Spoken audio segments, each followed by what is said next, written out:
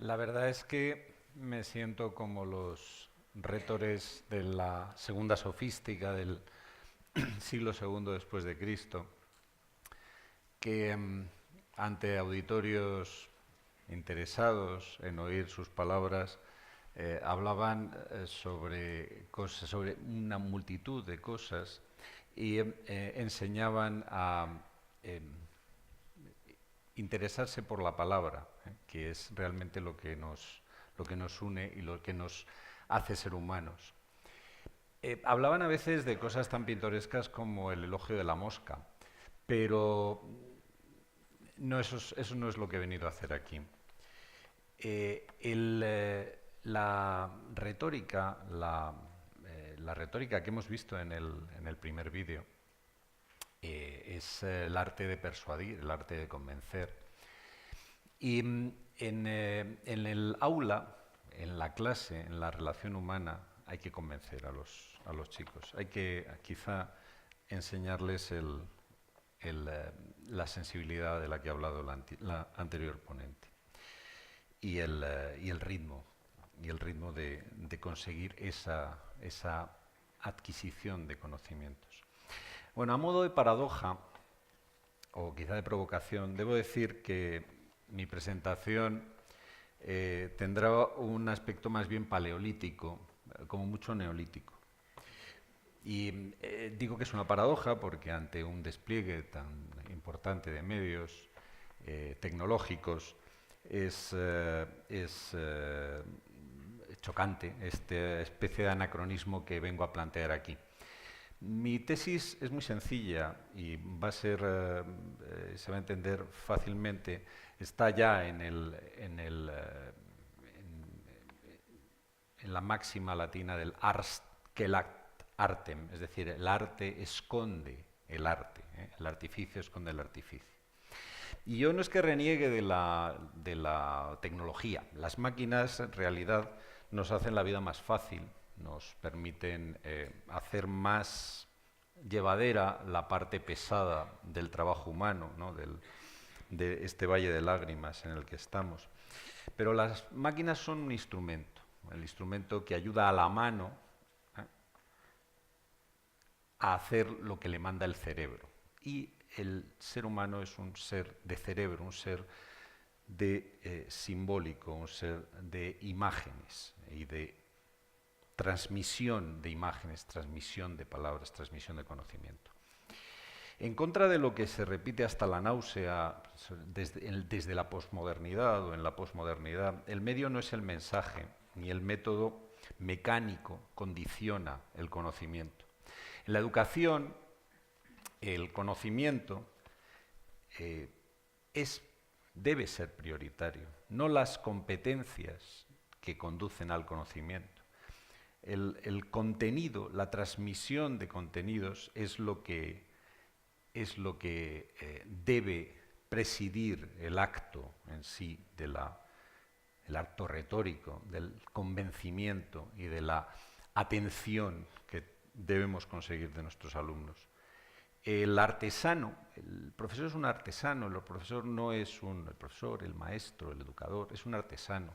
Es un artesano que tiene que moldear la materia con la que trabaja. No es una máquina de producir lecciones o de producir técnicas o cosas por el estilo.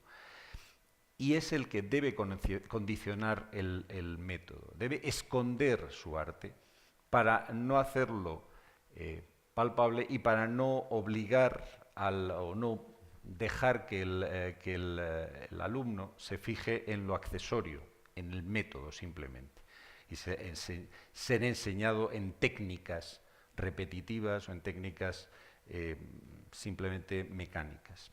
Lo importante no es el cómo, sino el qué. Explicitar los procedimientos, las competencias, como se viene haciendo en las últimas leyes educativas de un tiempo ya largo a esta parte, con esas enumeraciones interminables de ítems, de cosas que hay que hacer para llegar a dar la materia programada en el curso, Y esos cuadritos mágicos llenos de metáforas constructivas, en donde está la palabra bloque, está la palabra estándar y estas cosas, yo creo que es un afán estéril. El planteamiento de mi charla, de mis palabras,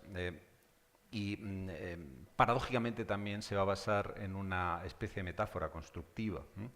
Y voy a levantar ante mí, ante ustedes, un pequeño edificio a modo de caseta de herramientas o de aperos, que tal vez nos abra la puerta a un paraje más estimulante y fructífero, donde prevalezcan las metáforas naturalistas que eran tan queridas en la educación de antaño, ontología o colección de flores, los seminarios o los sitios donde se siembra, las maduraciones intelectuales, etc.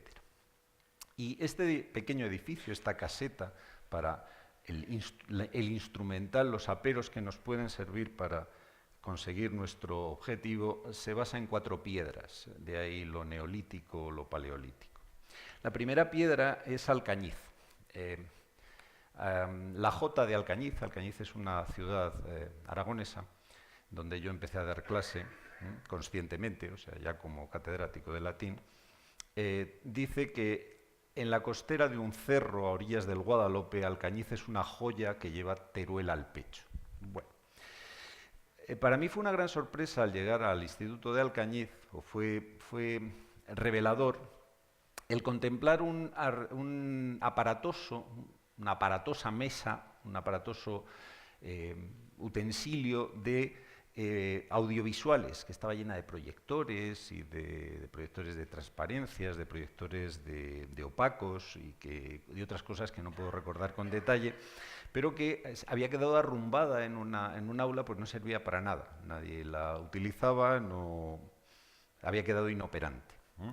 Ese armatoste, que ya era una especie de reliquia y que recordaba vagamente los jirones del mapa de los cartógrafos del imperio del cuento de Borges, era ya un fósil en esa época y era previo a la época de la obsolescencia programada, o sea, pero se había quedado obsoleto por sí mismo, ¿no?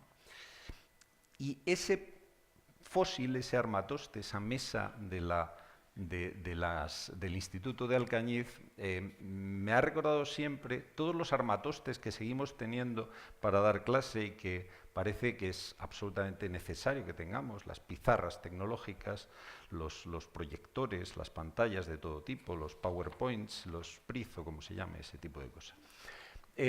Son todo elementos frágiles, cosas caras, devoradoras de energía, que terminan fallando y que son efímeras, porque pronto se quedan obsoletas. Y en cualquier caso son un instrumento, no es lo importante. No es el fin de la educación el que tenga eso nuestra práctica docente. Porque en realidad, y esta es la segunda piedra, se ha pensado que la dotación, el gasto en medios tecnológicos, era la piedra filosofal que transformaba el plomo en oro. O sea, el plomo de los malos programas de estudios, de las asignaturas inútiles, de los alumnos mal motivados y peor instruidos en etapas anteriores, en oro. No lo ha transformado, no es una piedra filosofal. El tener, como decía un buen amigo mío, profesor de filosofía, el tener 100 ordenadores y una persona que no sabe, son 100 ordenadores y una persona que no sabe. En cambio, una pluma, el tener simplemente una pluma, un bolígrafo y una persona que sabe es mucho más poderoso que tener 100 ordenadores y alguien que no sepa.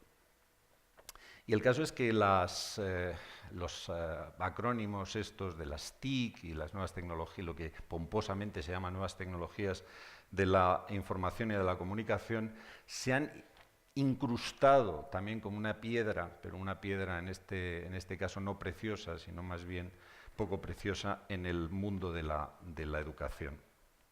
De hecho, ya se vienen incrustando desde hace mucho tiempo, porque hubo el proyecto Atenea de Infausto Recuerdo, y el proyecto Mercurio. Había algún compañero mío que creía que a todos se le debería haber llamado proyecto Mercurio porque Mercurio era el dios de los ladrones. La piedra tercera es Isócrates. Isócrates, no es una piedra, era un orador ático, uno de los grandes, de los 10 oradores áticos que fundamentaron la retórica moderna, y no tenía ninguna condición natural para serlo, y de hecho era malo, no tenía éxito dentro de del juego retórico, no como el orador que hemos visto en el vídeo del comienzo, que era bastante persuasivo, utilizaba muy bien los medios materiales y los ejemplos y los entimemas para convencer al auditorio.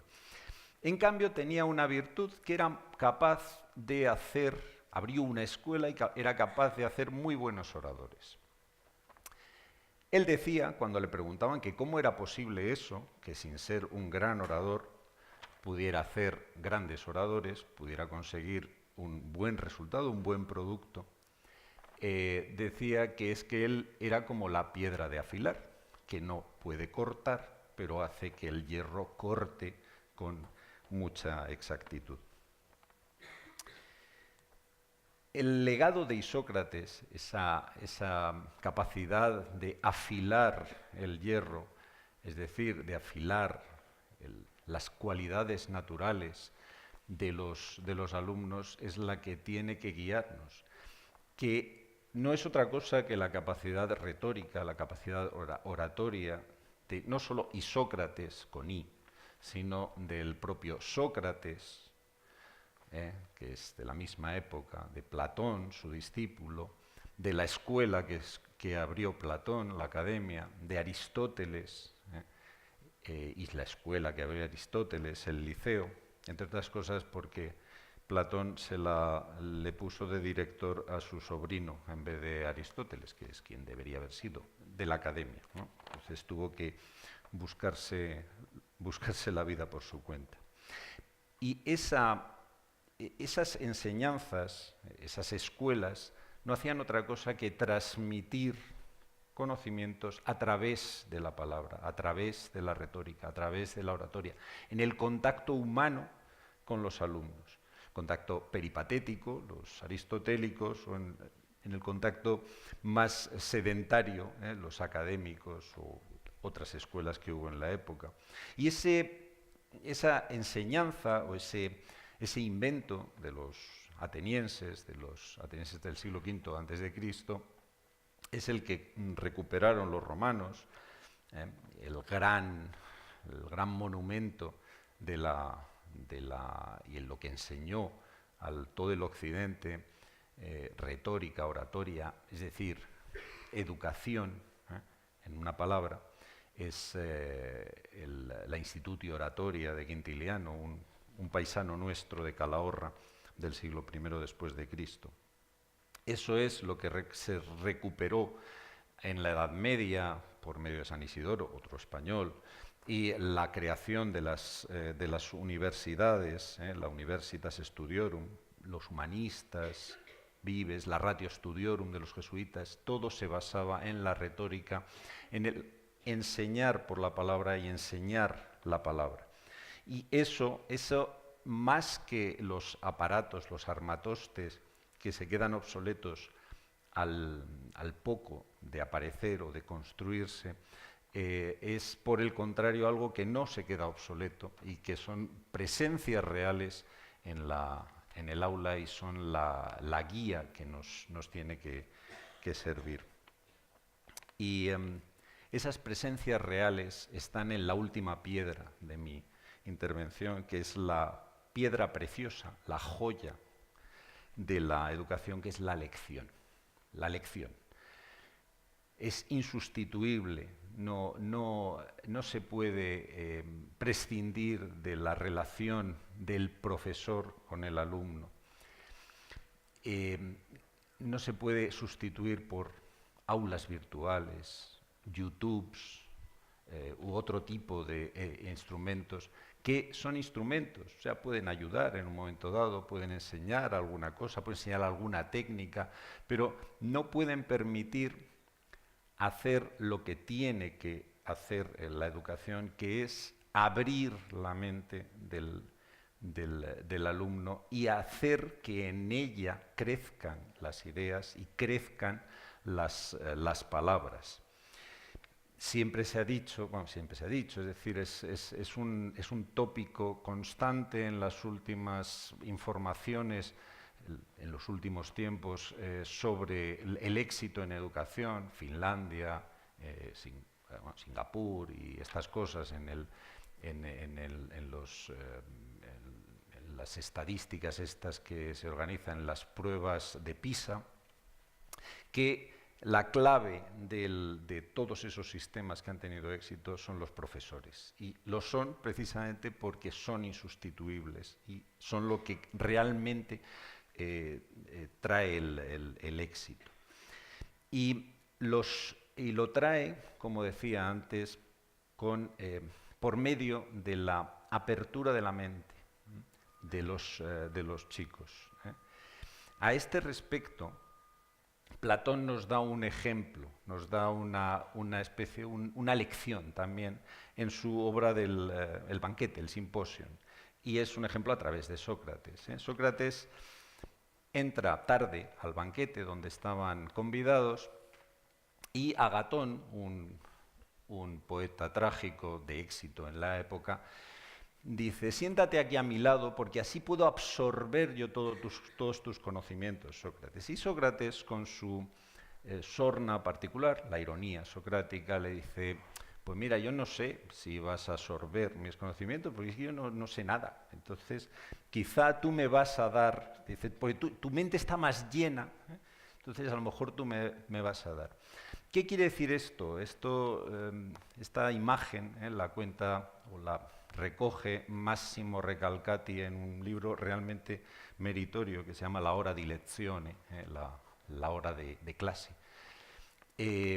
La recoge para insistir sobre este hecho de la lección y el momento deiscente de abrir la mente del alumno. El alumno, el chico, está lleno de cosas, tiene la mente, tiene la cabeza llena de cosas. Entonces no hay que llenarla como la imagen que quería Agatón y que muchas veces se emplea, ¿no?, como la mente vacía del alumno, que hay que llenarla con la fuente de conocimientos del profesor, sino hay que abrirla para vaciarla, o sea, para limpiarla, por así decir, y permitir que por la retórica, por la convicción y por el trato en cualquier materia, en cualquier asignatura, pueda él mismo hacer fructificar sus conocimientos y su saber, ¿no? De esta única manera se podrá sembrar cuando se haya limpiado el campo y de esta única manera se podrán obtener los frutos de esa siembra. Y eso, por acabar en composición anular, como hacía la gran poesía lírica griega, y eso es lo que intentamos hacer en el San Mateo, para no ser una joya que lleva terola al pecho, sino ser una joya, si queréis, si quieren ustedes, la joya de la corona que lleva la enseñanza pública en Madrid. Muchas gracias.